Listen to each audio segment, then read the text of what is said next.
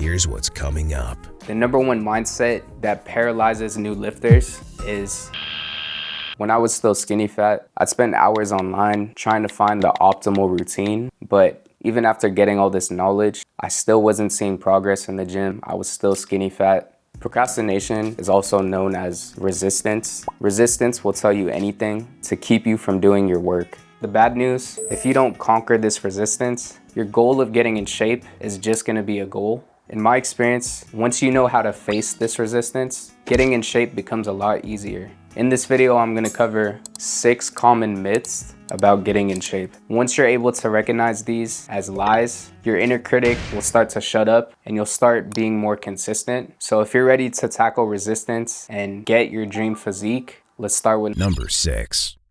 Most new lifters think they need to diversify their routine. There's this concept of focused practice. If my goal is to be a better free throw shooter, the way I'm gonna do that is by practicing more free throws. Now, when my training isn't specific, I might start practicing layups. I'll start working on 3-pointers. Now I'm forgetting my goal, which was to get better at free throws. Same thing with your training, guys. You're not gonna shock your body by diversifying your movements. Week 1, I gotta do flat bench. Next week, we're gonna do incline. Third week, switch to decline. For the past 2 years, I've done the same routine and I've built a good amount of muscle. In my experience, you don't need to change your routine every couple of weeks, every couple of months. What you want to do is perform progressive overload. Progressive overload forces your muscles to grow. You either increase the total weight on your movement or the total reps on your movement.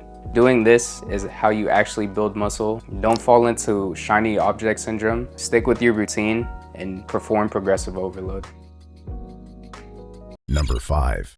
A lot of us have been in that situation. You can't afford a gym membership. Your mom's making your food. Obviously, this isn't the best situation, but if you're creative, you can still get in shape. If you go on YouTube, there's plenty of calisthenic tutorials that teach you how to get in shape with no money. If you're really focused, you could save up some money, spend it on pull-up bar, a bench, and some adjustable dumbbells. Honestly, you could get fit just with that. I spent a whole year just with adjustable dumbbells and I stayed in pretty good shape. For your diet, if your mom's cooking your food, what you can do, just buy a cheap weight scale. Tell your parents what your goal is. Just ask them to cook a little more protein.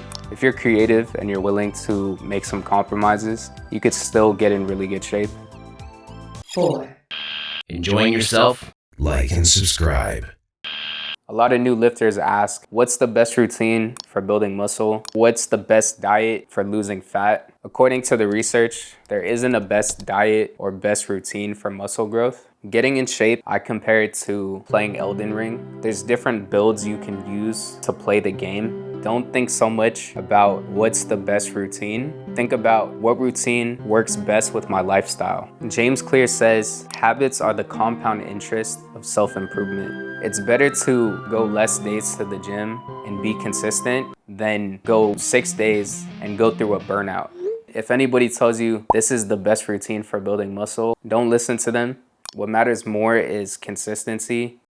3. A lot of people online, they obsess over finding the optimal numbers. Should I eat 0.8 grams of protein? Should I eat 1 gram per pound? Should I be lifting 6 to 8 reps? Should I be lifting 10 reps? They hyper focus on the smallest details that really don't make much of a difference. The 80-20 principle states 80% of your results come from 20% of your effort. Now, if you're competing on stage and you need to get lean for your bodybuilding show, then you should be focusing on hitting these optimal numbers. But if you're a regular guy who goes to school, you don't need to be hyper-focused on finding the optimal numbers. According to the research, you can build muscle between 5 to 30 reps, and for volume, just hit between 12 to 20 sets per week. For protein, just hit between 0.8 to 1 gram of protein per pound of body weight. Even doing 1 gram is still excessive. You really only need 0.8. If you stay within these ranges, you should be fine, and you're gonna get 80% of the results.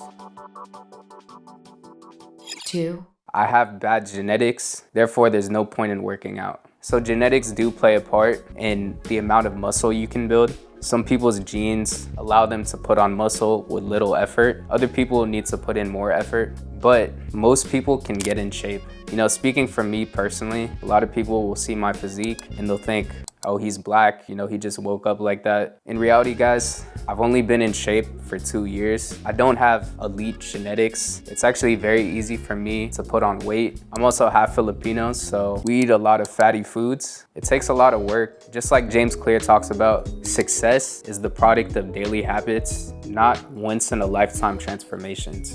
Before you conclude that your genetics are bad, ask yourself, have I been consistent with my training? Have I been consistent with my diet? If that's the case, maybe you do have a harder time putting on muscle, but that shouldn't stop you from lifting. In the book, The Art of Lifting, I learned that if you want to put on more muscle, you should increase your volume. So if you're not seeing progress in the gym, increase your volume over time and see how that affects your physique. The worst thing you can do is condemn yourself by saying you have bad genetics. For example, Steph Curry, he came into the NBA as a skinny guy. Genetically, compared to guys like LeBron and Kobe, Steph is such a small guy. But I've read countless stories saying how hard Steph trains. He consistently works every single day, and look what he's made of himself. Avoid that mindset, guys, saying you have bad genetics. Try to max out and work with what you got. 1.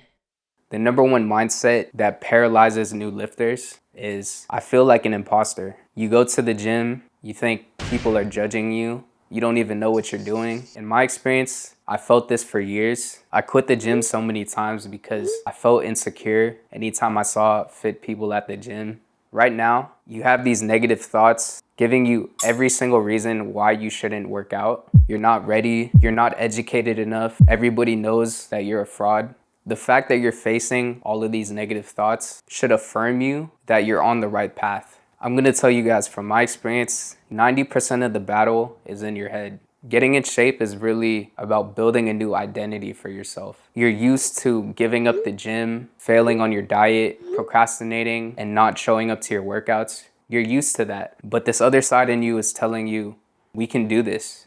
This goal of getting in shape is so important to you that naturally you're gonna face resistance. Take those negative thoughts and see it as a challenge. See it as a step you need to overcome in order to get your dream physique. Final thoughts, just get started, guys.